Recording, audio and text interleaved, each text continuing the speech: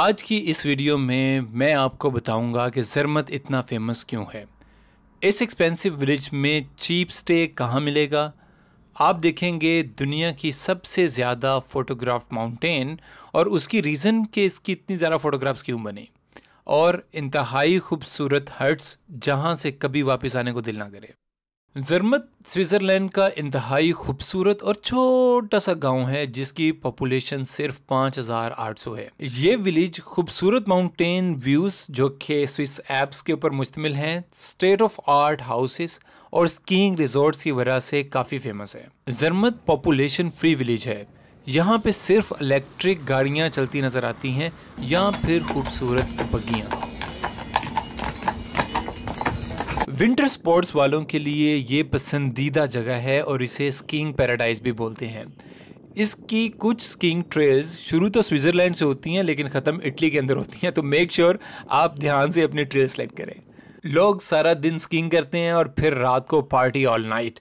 ये क्लब कितना खूबसूरत है यार, मतलब ओल्ड और क्लासिक। लेकिन एक बात कान खोल कर सुन लें, इट्स वेरी एक्सपेंसिव। मेरे पूरे यूरो ट्रिप का सबसे एक्सपेंसिव स्टे ज़रमत का ही है। होटल्स तो दूर की बात, यहाँ हॉस्टल्स जो कि शेयरिंग बेड्स होते हैं उनकी प्राइसेस भी कानों को हाथ लगवा देती है। यहाँ पर बजट होटल्स का रूम भी $300 पर नाइट का कॉस्ट कर रहा है, और कहने को ये विलेज है। फिलहाल मैं होटल वीज़हॉर्न में स्टे कर रहा हूँ। ये सेंटर से सिर्फ 300 मीटर दूर है और प्राइस भी मुनासिब है। आई सजेस्ट कि अगर आप ज़रमत आएँ तो प्लीज़ इस होटल में स्टे करें और ये बहुत शानदार है। Let me show you the room.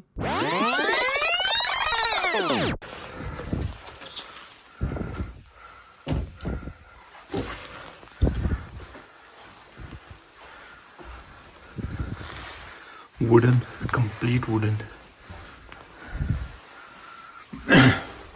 And the best part is this terrace that I've got with this room, where you can have a very nice view of the city. So now you tell me, how is the hotel? Cheap है, toilet sharing है, और तकरीबन मुझे $100 पर night में मिल गया। ज़रमत बहुत महंगा है, ये बहुत अच्छी प्राइस I'm telling you। और मज़े की बात यह है कि होटल के एग्जैक्टली नीचे उतर के वो सामने एक टर्किश डोनर शॉप है।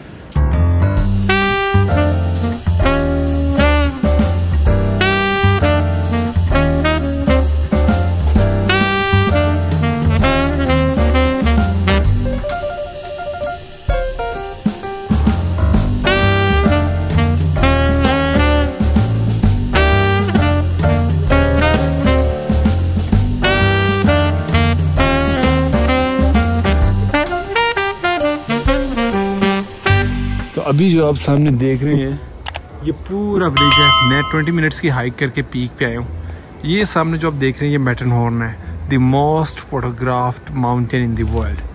और ये है इसके नीचे का ये सारी आबादी और सारी सिटी। बहुत खूबसूरत है यार।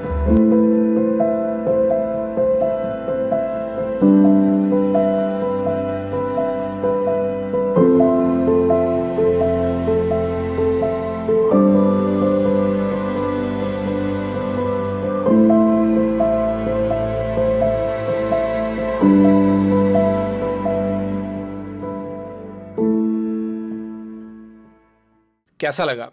Now let me sleep and see you in the morning. Good morning and welcome to breakfast table. इस होटल का ब्रेकफास्ट भी काफ़ी अच्छा लग रहा है। फ्रूट्स, ब्रेड्स, डिफरेंट यमी चीज़, juices and milk, boiled eggs, good collection of porridge and jams और हैम जो कि हम नहीं खाएंगे। And here we start our 4th day of this Euro trip. I have done my breakfast. It was pretty good, and now I'm actually heading towards the Gornograd railway station. We will take the train, and after 30 minutes, we will be at the Gornograd. Like any other places कि जो मैं अभी पीछे से visit करके आ रहा हूँ, यहाँ पर भी सोवेनियर्स की शॉप्स हैं, लेकिन डैम एक्सपेंसिव। बेटर है कि शॉपिंग पहले ही कर लें।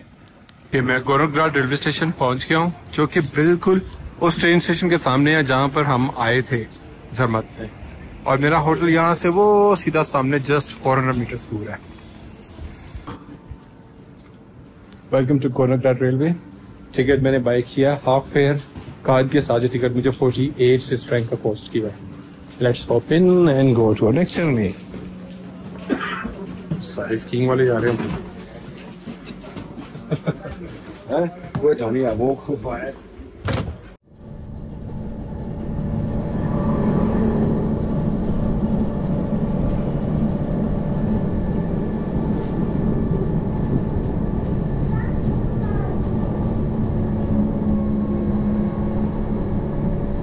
जी जनाब, this is the last station of the train, Gornergrat station. और स्कीइंग वाले एडवेंचर के लिए रेडी हो रहे हैं, लाइक यू कैन सी। और मुझे अपना स्कीइंग सेशन याद आ रहा है जो मैंने अभी ग्रिंडलवाल्ड में कंप्लीट किया था। अगर आपने नहीं देखा तो वो वीडियो आप देख सकते हैं मेरे इस यूरो ट्रिप की। You will literally enjoy it. अगर इस स्टेशन गोर्नरग्राड की बात करें तो ये सतह समंदर से 10,285 फुट की बुलंदी पर है। ये यूरोप का हाईएस्ट ओपन एयर रेलवे भी है। ये जो बिल्डिंग आप देख रहे हैं इसमें एक होटल है और 2 एस्ट्रोनॉमिकल ऑब्जर्वेशन पॉइंट्स हैं, जो कि जो 2 डोम्स आपको नज़र आ रहे हैं, दीज आर द पॉइंट्स जिनकी मैं बात कर रहा हूँ। यहाँ से गोर्नर ग्लेशियर और मैटरहॉर्न का खूबसूरत नज़ारा नज़र आता है। मैटरहॉर्न की बात करें तो ये इतनी फेमस क्यों है, तो बेसिकली इसकी 2 रीज़न है। एक रीज़न तो ये है कि ये पूरी दुनिया की सबसे ज़्यादा फोटोग्राफ्ड माउंटेन है। उसकी वजह टॉबलरन चॉकलेट है। एग्जैक्टली जो चॉकलेट हम बड़े शौक से खाते हैं उसके ऊपर जो माउंटेन आपको नज़र आती है वो यही है। इस वजह से आप इमेजिन कर लें कि दुनिया में कितनी टॉबलरन चॉकलेट बिकती है और हर रैपर के ऊपर इस माउंटेन की तस्वीर है। That is why it is the most photographed mountain in the world. इसकी दूसरी रीज़न जो कि थोड़ी सैड करने वाली भी है वो ये कि जुलाई 1865 में 7 फ्रेंड्स के एक ग्रुप ने इस खूबसूरत माउंटेन की पीक को सर करने का फ़ैसला किया। काफ़ी नाकाम कोशिशों के बाद वो जुलाई के अंदर इसको सर कर पाए, like they reach the peak. But problem ये हुआ कि वापसी के वक्त उनमें से 4 लोगों ने एक ट्रेजिक सिचुएशन का सामना किया और वो चारों के 4 मौत के मुंह में जा पहुंचे।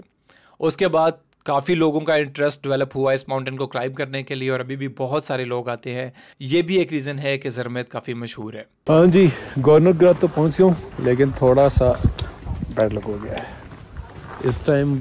वादर आप देख सकते हैं कितना क्लाउडी है। इनफैक्ट हल्की हल्की स्नो भी शुरू हो गई है और इस वजह से हमें मैटरहॉर्न बिल्कुल भी नज़र नहीं आ रही। वो सामने मैटरहॉर्न है, the most photograph mountain in the world, वो बिल्कुल भी नज़र नहीं हमें आ रही है। और यू कैन सी, अगर आपको शायद नज़र आ रही हो, स्नो भी बहुत ज़्यादा हो रही है। तो I don't know what to do. अब प्रॉब्लम ये है कि जो टिकट बाई की है वो that is 1 time use up and down.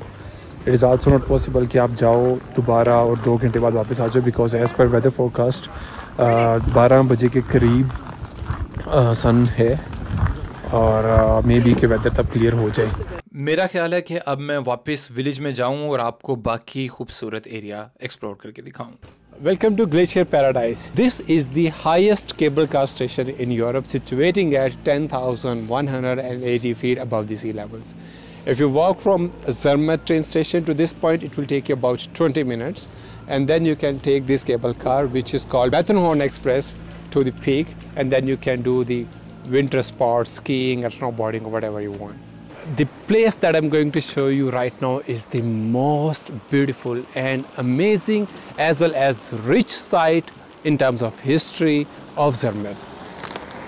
The place is called Hinterdorf and this is the oldest part of Zermatt village. You will find the barns and storage barns that were built between 15th and 19th century.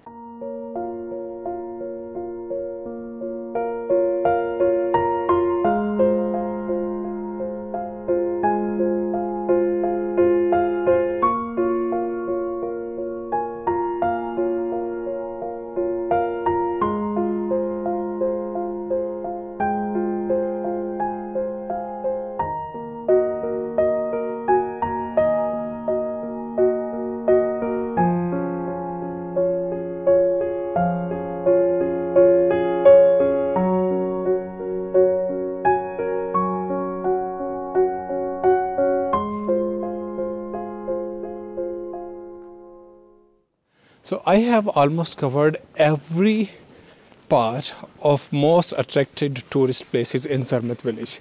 So the rest of the areas are rather residential or they are just hotels, so not much in demand. I was so stunned to see the houses, especially the old village, the part of old village. I like it a lot. So now it's time to get back to hotel, pick up my luggage and take the next ride before I miss my train. Here comes my coffee with this perfect view. So this is Cafe Latte Macchiato. It is an Italian coffee. When you pour a shot of espresso into steamed milk and then this coffee is made. Okay, let's taste the coffee. It's tasty. I'm enjoying the coffee. You enjoy the view. With much heavy heart, I'm leaving Zermatt. I'm really feeling sad about it. और मैं definitely यहाँ दोबारा आना पसंद करूँगा. और दोबारा वापस आने के लिए फ़िलहाल जाना पड़ेगा.